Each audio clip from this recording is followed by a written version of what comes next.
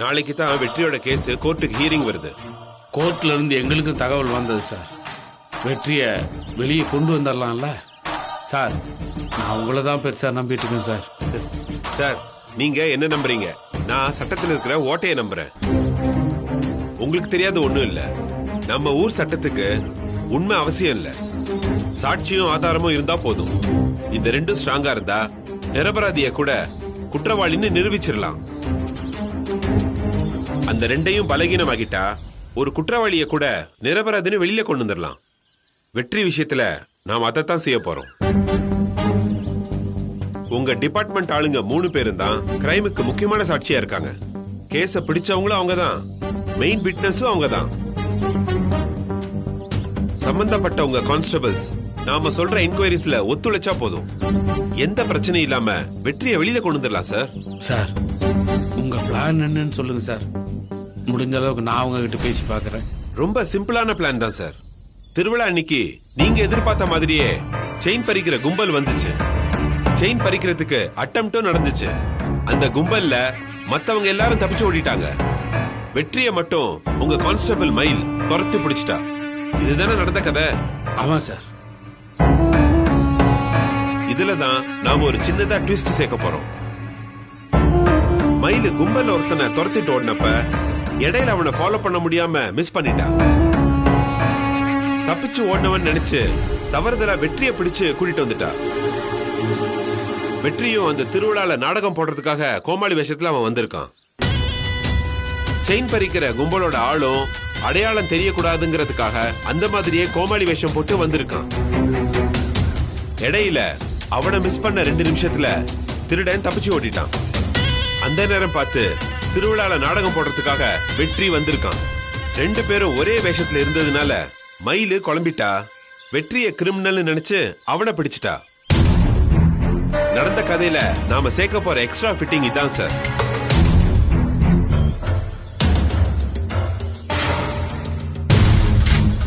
என்ன சார் யோசிக்கிறீங்க? இந்த லாஜிக்லாம் கோர்ட்ல ஒர்க் அவுட் ஆகாதுன்னு தோணுதா? நான் அப்படி சொல்ல சார். உங்க பிளான் பக்காவா தான் இருக்கு. அந்த அழகரையும் மணிமேகலையும் கூட நான் எப்படியும் பேசி சம்மதிக்க வச்சிருவேன். ஆனா மயிலு கண்டிப்பா இதுக்கு ஒத்துக்கவே மாட்டான். அவளை எப்படி சம்மதிக்க வைக்கிறதுன்னு தான் தெரியல. அவ இவ்வளவு பெரிய கதையெல்லாம் சொல்ல வேண்டாம் சார். கோர்ட்ல வச்சு மொத்த கதையை நானே சொல்லிடுறேன். தப்பிச்சு போன திருடனை 2 நிமிஷம் மிஸ் பண்ணிட்டு தான் பிடிச்சேன்னு நான் கேக்குறப்ப அவ ஆமான்னு சொன்னா போதும். அந்த கேப்ல ஆள் மாறிட்டான், மயிலும் குழம்பிட்டான்னு கோர்ட்டை நம்ப வச்சு வெற்றியை நான் வெளியில கொண்டு வந்துருவேன். இதுக்கு மட்டும் அவளை கோஆபரேட் பண்ண சொல்லுங்க. மற்றது எல்லாத்தையும் நான் பாத்துக்கிறேன். Okay sir. மயிலு கிட்ட நான் பேசி பாக்குறேன். நீங்க எதுவும் சொல்லிக்காதீங்க சார். அவங்க 3 பேரையும் காலையில சீக்கிரமா ஸ்டேஷனுக்கு வந்துட சொல்லுங்க. நானும் வந்துடுறேன். நான் என்ன கேட்பேன், அவங்க எப்படி பதில் சொல்லணும்னு நான் டீட்டெயிலா சொல்லிடுறேன். அவங்கள பக்காவா ரெடி பண்ணிட்டு தான் கோர்ட்டுக்கு போறது பெட்டரு. சரிங்க சார். நான் அவங்கள வர சொல்லிடுறேன் சார். என் பையனுக்கு இருக்கிறது எல்லாமே தப்பான சகவாசம் தான் நினைச்சிட்டு இருந்தேன். விதி விலக்கா நீங்க மட்டும்தான் சார் இருக்கீங்க. அவன் வாழ்க்கையில செஞ்ச ஒரே உருப்படியான காரியம் உங்க கூட பழக்கம் வச்சிருக்கிறது தான் சார். எப்படியும் அவனை வெளியே கொண்டு வந்துருவீங்க நான் நம்புறேன். வெற்றி என்னை விட அதிகமா நம்புறேன். எங்க நம்பிக்கையை நீங்க தான் சார் காப்பாற்றணும். கண்டிப்பா சார். அவன் எனக்கு சிஷ்ய மாதிரி. அவனுக்காக நிச்சயமா நான் இதை செய்வேன். பிபி கிட்டயும் நான் இது விஷயமா பேசிடுறேன். அவரும் பெருசா அப்போஸ் பண்ண மாட்டாரு. நாளைக்கு உங்க பையன் வீட்டுல இருப்பான் சார். அதுக்கு நான் கேரண்டி. தைரியமா போங்க. இந்த வார்த்தையை கேட்டதுக்கு அப்புறம் தான் சார் மனசுக்கே தெம்பா இருக்குது. இது மட்டும் நிஜமாயிடுச்சுன்னா நீங்க என்ன கேட்டாலும் நான் செய்யறேன் சார். எனக்கு எதுவுமே வேண்டாம் சார். வெற்றி வெளியில வர சந்தோஷமே எனக்கு போதும் சார். இப்படி ஒரு ஃப்ரெண்ட்ஷிப் கிடைக்க அவன் கொடுத்து வச்சிருக்கணும் சார். இந்த கேஸ்ல இருந்து ரிலீஸ் ஆயிடுவான்ற நம்பிக்கை எனக்கு இப்ப வந்துருச்சு சார். நான் வரேன் சார். வாங்க சார்.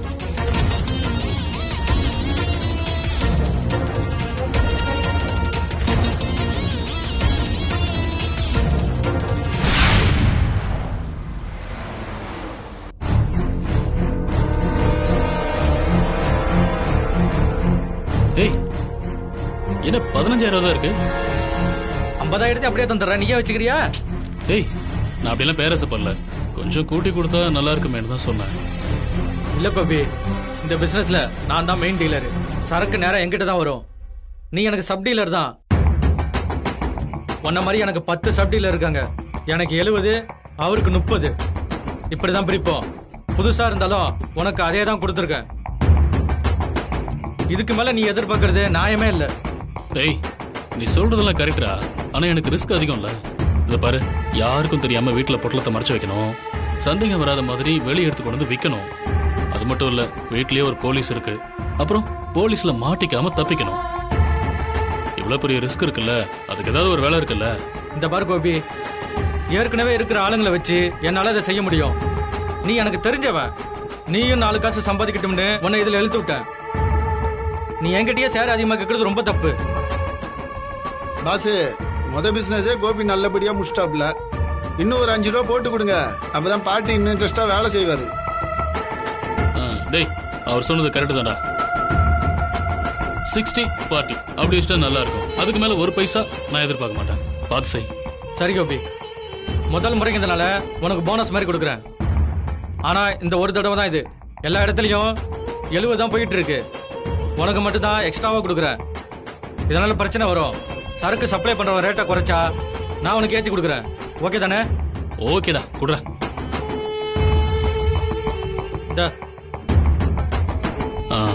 தேங்க்ஸ். சரி, சரக்கு எப்படா திரும்ப வரும்? நான் ஃபோன் பண்றேன், வந்து வாங்கிக்க. சரிடா, அப்ப நான் கிளம்புறேன். வரேங்க. 5000 போட்டு 2 மடங்கு லாபம் சம்பாதிச்சாச்சு. இந்த பிசினஸ் விட்டுறவே கூடாது. இதே மாதிரி சப் டீலராகவும் இருக்க கூடாது. எப்படியாவது சரக்கு சப்ளை பண்றவனை பிடிச்சி மெயின் டீலர் ஆயிடணும். அப்பதான் பெருசா லாபம் பார்க்க முடியும். அதுக்கப்புறம்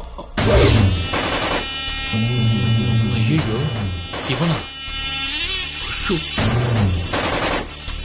இவன் எங்க வரான்? எவ்வளவு நாள் தப்பிச்சுட்டு இங்க வந்து மாட்டிக்கிட்டமே. இவங்கிட்ட சிக்கன சிக்கல் தான். எப்படியாவது இவன் கண்ணில் மனத்தை விட்டு டேய் கோபி, டேய். சொல்லுங்க. ஆமாமா, கோபி, ஆமா, இங்க வந்துட்டு இருக்கேன். அதோ வரேன். டேய் கோபி, நில்றா. டேய் கோபி, கோபி.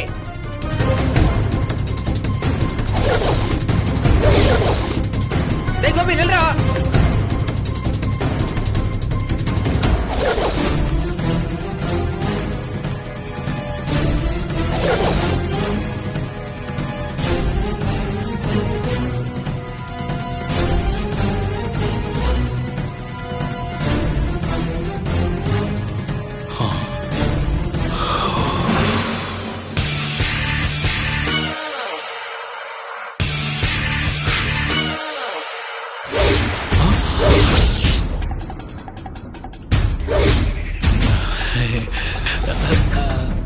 அண்ணே, நீங்களா? நீங்க எப்படி இங்க? டேய், ஓவரா நடிக்காதடா. என்ன பார்த்து எதுக்குல தப்பிச்சு ஓடியார? ஐயோ, தப்பிச்சு ஓடி வரனா? நான் உங்களை பார்க்கவே இல்லைண்ணே. திடீர்னு ஒரு ஃபோன் கால் வந்துச்சா, அதான் அப்படியே குறுக்கு வழியில போலான்னு வந்தேன். டேய், இந்த காது குத்துறவல்ல என்கிட்ட வச்சுக்கிட்டேன்னு வை, பிரிச்சிருவோம். அண்ணே, என்னண்ணே ரோட்ல போய் சட்டையை பிடிச்சிட்டு விடுங்கண்ணே. ஏன் மாப்பிள்ளை எப்படா விடுவாங்க? முதல்ல அதை சொல்றா. அண்ணே, காலையில் கூட அதை பத்தி தானே பேசிட்டு வந்தேன். இன்னும் 2 நாள் சண்முகத்தை வெளியில எடுத்துடலாம். இன்னும் 2 நாள் கதை நம்புறதுக்கு நான் ஒண்ணு முட்டா இல்ல.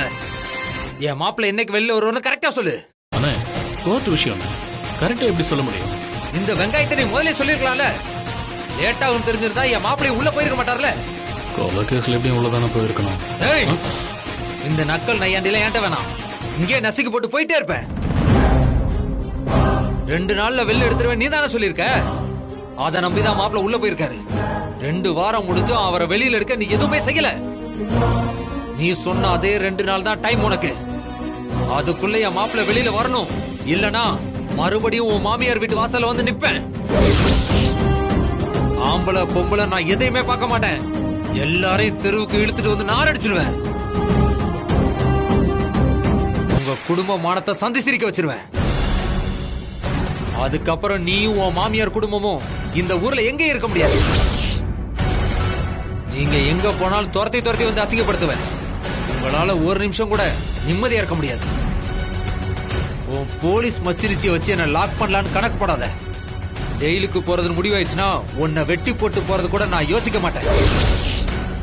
ஒழுங்கு மரியாதையை என் மாப்பிள்ளை வெளில கொண்டு வர வழியை பாரு. இல்லனா நீ என் கையாலே சாகிறதுக்கு தயாரா இரு.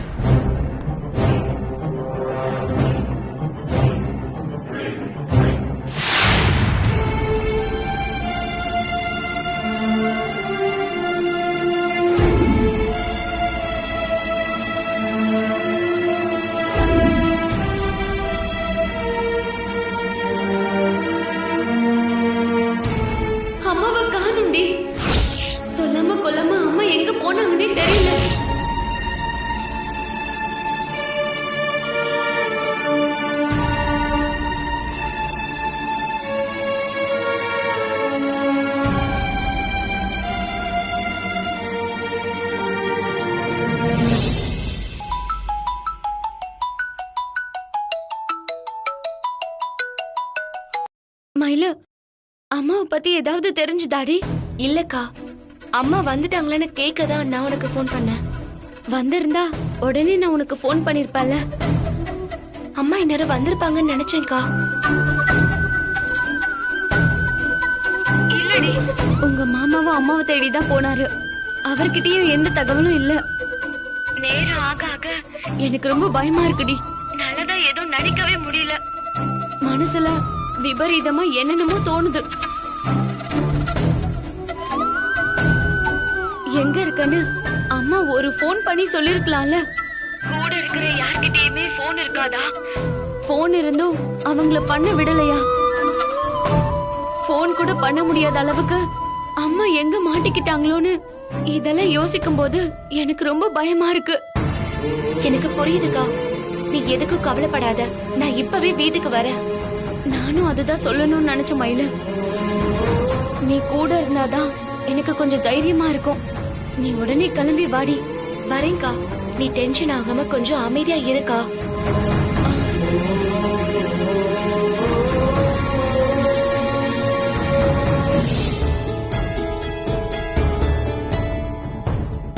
மயிலு, என்னாச்சு? அம்மாவை பத்தி ஏதோ கவலையா பேசிட்டு இருந்த. ஆமாக்கா, கடைத்தெருவுக்கு அம்மாவும் அக்காவும் காலையிலேயே கிளம்பி போயிருக்காங்க. அம்மா அங்க இருந்து எங்க போனாங்கன்னே தெரியல. இது வரைக்கும் எந்த தகவலும் இல்ல. அவங்க கையில போன் இல்லன்றதுனால இப்ப அவங்கள காண்டாக்ட் பண்ணவும் முடியல. அதான் அக்கா ரொம்ப கவலையா பேசுறா. நானும் இவ்வளவு நேரம் தைரியமா தான்க்கா இருந்தேன். பக்கத்துல யாராவது தெரிஞ்சவங்க வீட்டுக்கு போயிருப்பாங்க, வந்துருவாங்கன்னு தான் நான் நினைச்சேன். இப்ப வரைக்கும் வரலங்கிறப்பதான் எனக்கு கொஞ்சம் பயமா இருக்குக்கா. இங்க பாரு மயிலு, அக்காவுக்கு நீ தைரியம் சொல்லிட்டு நீயே பயந்தா எப்படி சொல்லு? நீ சொன்ன மாதிரி தெரிஞ்சவங்க வீட்டுக்கு தான் அம்மா போயிருப்பாங்க, வந்துருவாங்க. நானும் அப்படிதான் நம்பிட்டு இருக்கேன்க்கா. ஆனா தகவலை சொல்லாம இவ்வளவு நேரம் இருக்கிறது தான் குழப்பமா இருக்கு. அக்காவும் ரொம்ப பயந்துருக்காங்க. நான் போனதா கொஞ்சம் தெம்பா இருப்பாங்க. அதான் நான் சீக்கிரமா கிளம்புறேன். நீங்க சார் கிட்ட சொல்லிடுறீங்களா? நீயே ஒரு தடவை போன் பண்ணி சொல்லிடு.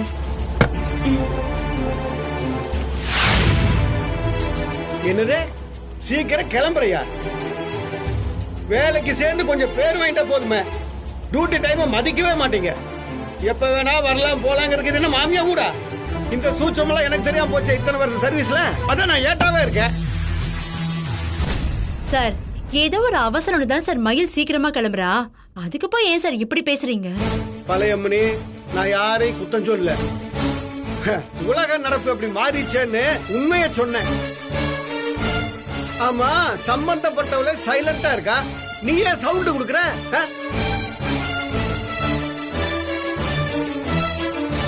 ஏதோ சம்திங் வாங்கிட்டியா அவகிட்ட?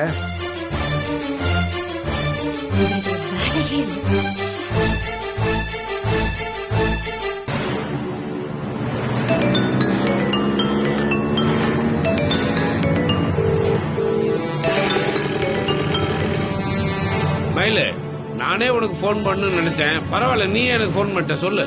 நீங்க சொல்லுங்க சார், என்ன விஷயம்? இல்ல, நீ சொல்லு. சார், வீட்ல கொஞ்சம் பிரச்சனை. நான் கொஞ்சம் சீக்கிரம் கிளம்பணும் சார்.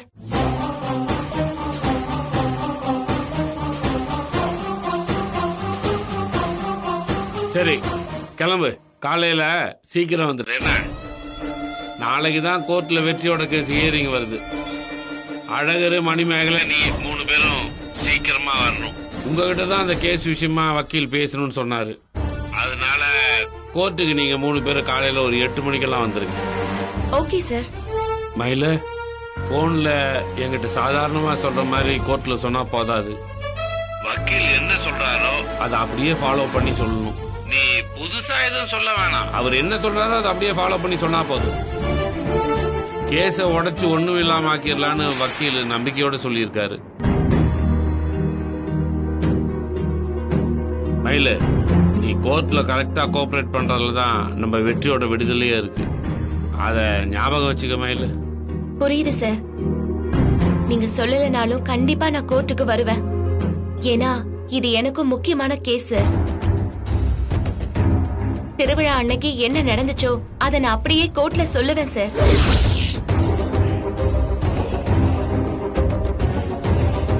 ஆனா நடந்ததை மறைச்சோ நடக்காதத நடந்ததாவோ என்னால சொல்ல முடியாது சார்.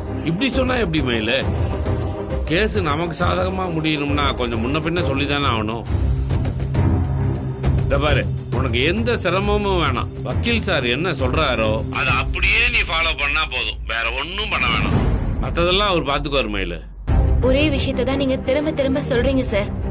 நானும் என்னோட முடிவை சொல்லிட்டேன். எது உண்மையோ எது நியாயமோ அதுதான் நான் கோர்ட்ல சொல்லுவேன்.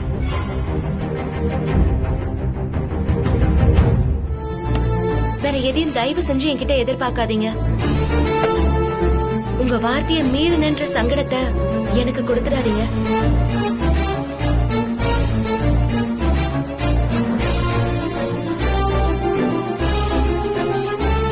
மயில் திமிராதான் பேசுறா. பாம்புக்கு என்னதான் பால் ஊற்றி வளர்த்தாலும் அது சமயம் ரொம்ப கொத்ததான் செய்யும்.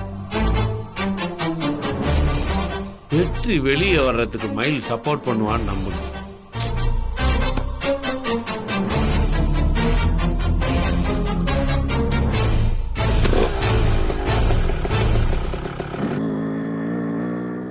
சரிக்கா, நான் வரேன். சரி மேல பாத்து போ.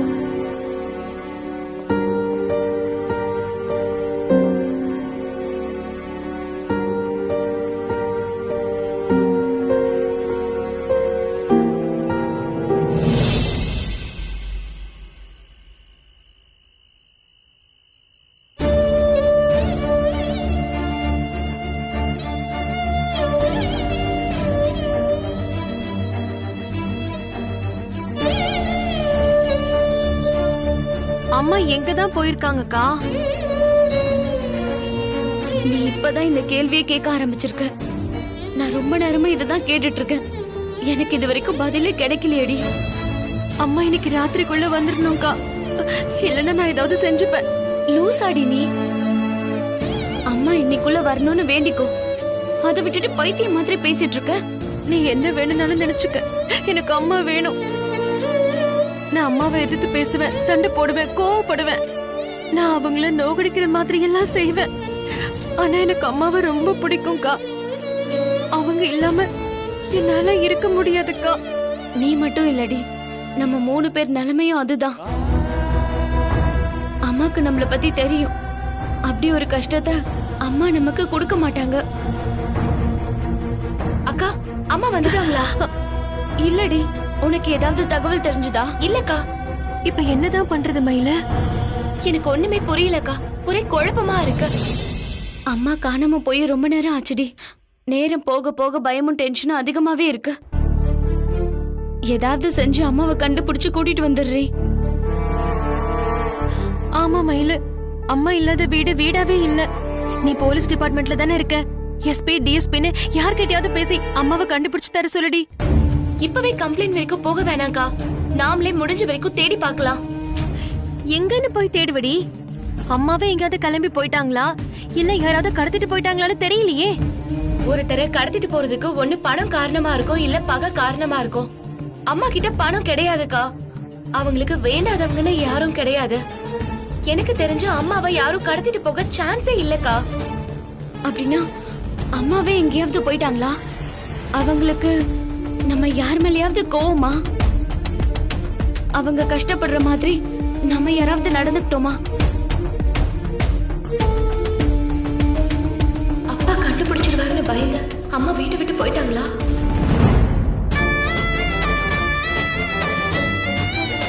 இல்ல, அப்படி ஒரு முடிவு எடுக்க மாட்டாங்க.